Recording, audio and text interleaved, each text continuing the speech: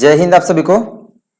आज के क्लास में हम लोग 20 सर्टिफिकेट एग्जाम 2020 और 21 में पूछे गए क्वेश्चन आंसर हम लोग सारे देखेंगे, जिसमें आपका रिटर्न 4 पार्ट में होता है। पार्ट 1 ड्रिल से 10 मार्क्स का, पार्ट 2 वेपन ट्रेनिंग जिससे 35 मार्क्स, पार्ट 3 मिसलेनियस 200 और टोटल 245 मार्क्स का पेपर हुआ। इस बार पेपर पे आपको इस तरह से यहाँ पे आपका रेजिमेंटल नंबर फिलअप करना होता है, यहाँ पे रैंक, यहाँ पे आपका नाम या नेम ऑफ इंस्टीट्यूट जिस कॉलेज से हो आप, और यहाँ पे नेम ऑफ बटालियन, इतना आपको फिल करना होता है।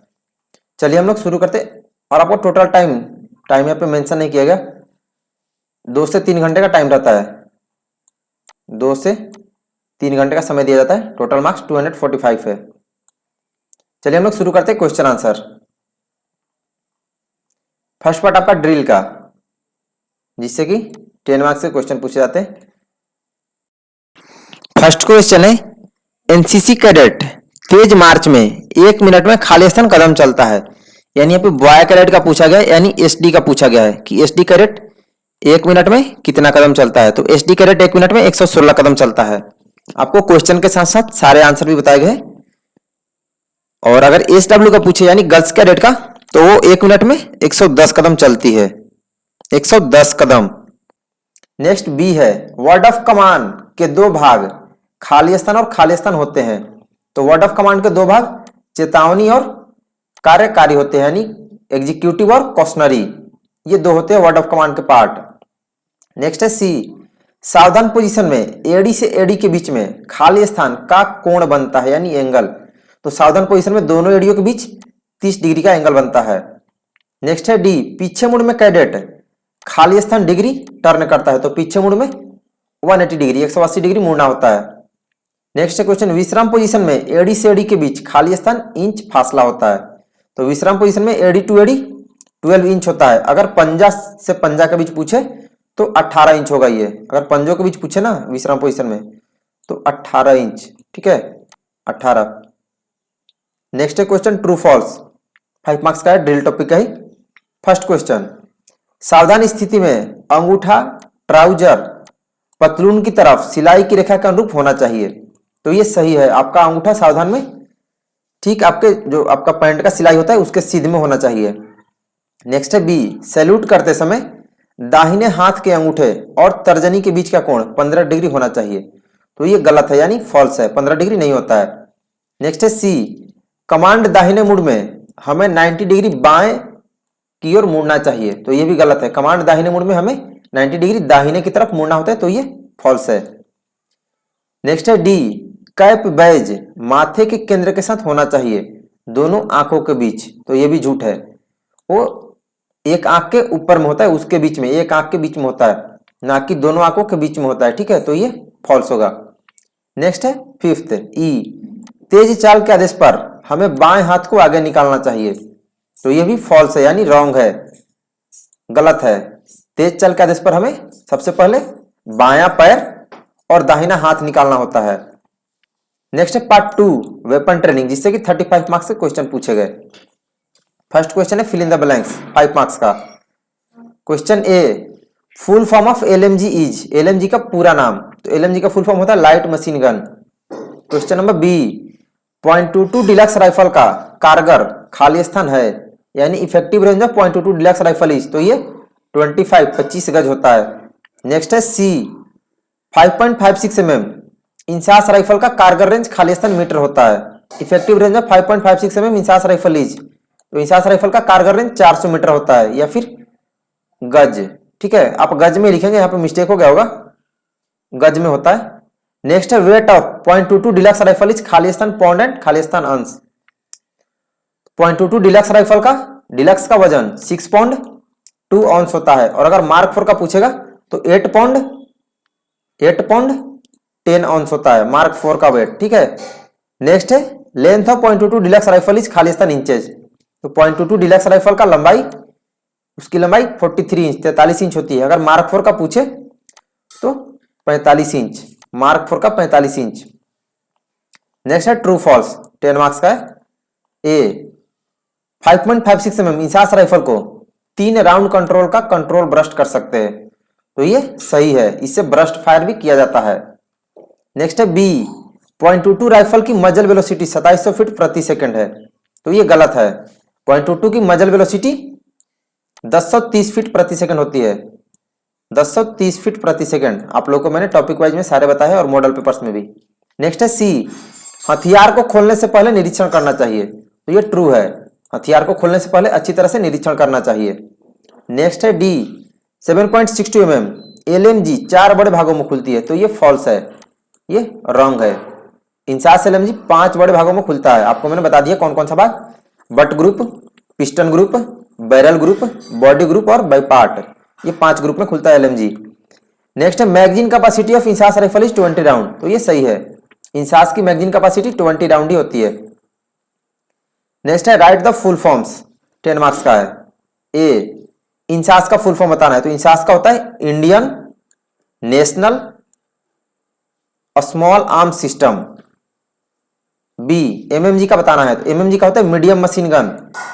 सी, आरएल, आरएल का full form rocket launcher. D, CMG, CMG का होता है कार्बाइन मशीन गन।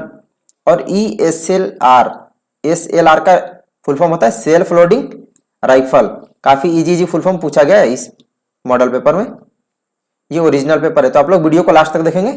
और जो लोग चैनल पर नए होंगे चैनल को सब्सक्राइब करके बेल आइकन प्रेस कर देंगे, ताकि आपको लाइव क्लास हो या फिर कोई भी वीडियो अपलोड कीजिए आपको नोटिफिकेशन मिलती रहे। और अपने फ्रेंड्स लोग को भी आप लोग बता देंगे, ताकि सारे लोग ए ग्रेड से एग्जाम पास करें। नेक्स्ट क्वेश्चन है मैच द फॉलोइंग, 10 मार्क्स का क्वेश्चन है, मिलान करें। ए में है 5.56 mm इंसास राइफल, इसमें आपको आंसर बताया गया है, तो इंसास का वहां पे 400 मीटर दिया रहेगा, तो इंसास का 400 से मिलाएंगे आप। बी में फायरिंग पोजीशन, तो फायरिंग की 4 पोजीशनें होती है। नेक्स्ट है सी, 9 mm पिस्तौल, उसका रेंज 15 से 20 मीटर होता है। नेक्स्ट है 7.62 mm LMG, LMG 5 बड़े भागों में खोला जाता है। और ई में है .22 राइफल, इसकी इफेक्टिव रेंज यानी प्रभावी सीमा 25 गज होती है। नेक्स्ट है पार्ट 3 मिसलेनियस, जिससे कि 200 मार्क्स का क्वेश्चन। फर्स्ट टॉपिक है NCC organisation. Fill in the blanks, खाली स्थान को भरे है। ये औरंगाबाद तरफ का होगा, बिहार का है, इसलिए इधर का पूछ दिया है। इस क्वेश्चन को आप लोग को ध्यान नहीं देना, ठीक है, आपके स्टेट से वहां पे पूछा जाएगा, जो भी होगा आपके स्टेट से पूछा जाएगा, ठीक है, जहां का होता है वहां का पूछता है, तो इस क्वेश्चन को आप लोग छोड़ दीजिए। नेक्स्ट है एनसीसी का आदर्श, motto of NCC is Khalistan and Khalistan. तो एनसीसी का मोटो यूनिटी और डिसिप्लिन यानी एकता और अनुशासन होता है। नेक्स्ट है एनसीसी के डायरेक्टरेट जनरल का नाम खालिस्तान है, यानी who is the director general of NCC. तो अभी वर्तमान में तो एनसीसी के डायरेक्टर जनरल चेंज हो गए, उस टाइम थे लेफ्टिनेंट जनरल राजीव चोपड़ा, ये सब उनका, ये सब उनको अवार्ड मिला हुआ है, ये सब, ठीक है। अभी आप लोग वर्तमान में देख लेंगे कौन है, मैं भूल रहा हूं, अभी कोई नया बना हुआ है, मैंने बाकी प्रीवियस वीडियोज में बताया हुआ है, ठीक है, आप लोग देख लेंगे। नेक्स्ट है सी, भारत में एनसीसी की स्थापना खालिस्तान में की गई। तो भारत में एनसीसी की स्थापना 16 जुलाई 1948 को की गई थी। नेक्स्ट है डी, एनसीसी दिवस खालिस्तान को मनाया जाता है। तो एनसीसी दिवस प्रत्येक वर्ष नवंबर के चौथे रविवार को मनाया जाता है, एनसीसी डे। नेक्स्ट टॉपिक है नेशनल इंटीग्रेशन, जिससे कि 30 मार्क्स के क्वेश्चन पूछे गए। फर्स्ट है fill in the blanks, Kaziranga national park Khalistan राज्य में है। तो काजीरंगा नेशनल पार्क असम राज्य में है। नेक्स्ट है बी, किसी भी रेजिमेंट को निशान खालिस्तान के द्वारा प्रदान किया जाता है। तो किसी भी रेजिमेंट को निशान यानी अवार्ड राष्ट्रपति यानी प्रेसिडेंट के द्वारा प्रदान किया जाता है। नेक्स्ट है सी, रिवेली तथा रिट्रीट में खालिस्तान को सैल्यूट किया जाता है। मैंने आप लोग को उसमें बताया हुआ है, आर्मी के जो 10 रीति रिवाज में कि रिवेली और स्टांटू वो होते हैं, उसको रिट्रीट, रिवेली तथा रिट्रीट में खालिस्तान को सैल्यूट किया जाता है, तो राष्ट्रीय ध्वज को यानी तिरंगा को। नेक्स्ट है NCC song is written by, NCC song के रचयिता कौन है। तो ये सुदर्शन फकीर ने एनसीसी सॉन्ग लिखा हुआ था। नेक्स्ट है ई, अच्छा नागरिक वो होता है जिसको अपने खालिस्तान के बारे में पता होता है। तो जिसको अपने कर्तव्य यानी ड्यूटीज के बारे में पता होता है वो अच्छा नागरिक होता है। नेक्स्ट क्वेश्चन है army day is celebrated on. Army day कब मनाया जाता है? तो ये 15 जनवरी को हर साल मनाया जाता है। नेक्स्ट है जी, खालिस्तान सर्वोच्च नागरिकता पुरस्कार है। तो भारत रत्न सर्वोच्च नागरिकता पुरस्कार है भारत में। नेक्स्ट है एच, किसी भी व्यक्ति को एक बार में किसी खालिस्तान देश की नागरिकता मिल सकती है। तो किसी भी व्यक्ति को एक बार में एक ही देश की नागरिकता मिलती है, तो एक होगा। नेक्स्ट है जे, एक रेजिमेंट के लिए अपने ध्वज को ना गिरने देना खालिस्तान की बात है। तो किसी भी रेजिमेंट के लिए अपने ध्वज को ऊंचा रखना गर्व की बात होती है, तो गर्व होगा यानी प्राउड। नेक्स्ट है के, खालिस्तान 5 नदियों का राज्य है। तो पंजाब 5 नदियों का राज्य है, यह पंजाब होगा। नेक्स्ट क्वेश्चन है राष्ट्र निर्माण के लिए भारत को क्या समस्याएं आ रही है? यानी राष्ट्र निर्माण में आने वाली समस्याएं बतानी है। इसमें आंसर होगा अनेक भाषाएं यानी अलग अलग भाषा, अनेक धर्म यानी अलग अलग धर्म, पैसों की कमी यानी आर्थिक कमजोरी, खनिज पदार्थों की कमी और वैज्ञानिक पिछड़ापन। ये सब राष्ट्रीय एकता में भारत को समस्याएं आ रही है। राष्ट्रीय एकता को मजबूत करने में, राष्ट्रीय निर्माण में, राष्ट्र निर्माण में ये सब समस्याएं हैं। अनेक भाषाएं यानी अलग अलग भाषा, अलग धर्म, पैसे की कमी, खनिज पदार्थों की कमी और वैज्ञानिक पिछड़ापन।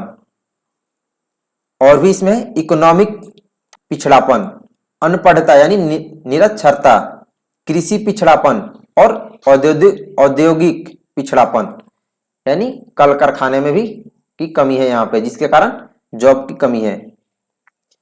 नेक्स्ट है नागरिक को परिभाषित करें। डिफाइन सिटीजन, क्वेश्चन 10 मार्क्स का है, आपको अच्छे से बताना होगा।